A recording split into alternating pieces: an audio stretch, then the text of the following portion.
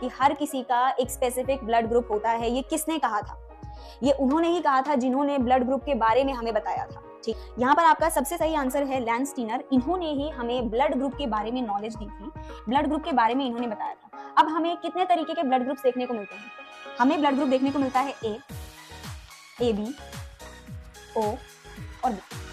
ये 4 तरीके के हमें ब्लड ग्रुप्स देखने को मिलते हैं। 4 टाइप के आपके पास ब्लड ग्रुप होते हैं, बाकी पॉजिटिव नेगेटिव वो अलग है। बट अगर आपसे पूछा जाए नंबर ऑफ ब्लड ग्रुप्स तो वो कितने आपके पास? 4। एक क्या क्वेश्चन आता है यूनिवर्सल रेसिपिएंट और यूनिवर्सल डोनर के बारे में, क्योंकि अगर ब्लड ग्रुप से रिलेटेड आपसे पूछा जा रहा है तो वो क्या पूछ सकते हैं कि ब्लड ग्रुप के बारे में किसने बताया, कितने तरीके के ब्लड ग्रुप्स हैं, साथ ही साथ यूनिवर्सल रेसिपिएंट और यूनिवर्सल डोनर किसे कहा जाता है। रेसिपिएंट मतलब कि वो किसी का भी ब्लड ग्रुप ले सकते हैं। ठीक है, तो यहाँ पर ए बी जो है उसको हम कहते हैं कि ये यूनिवर्सल रेसिपिएंट है, ये बी का भी ब्लड ले सकता है, ए का भी ब्लड ले सकता है, ए बी का भी, ओ का भी। क्लियर?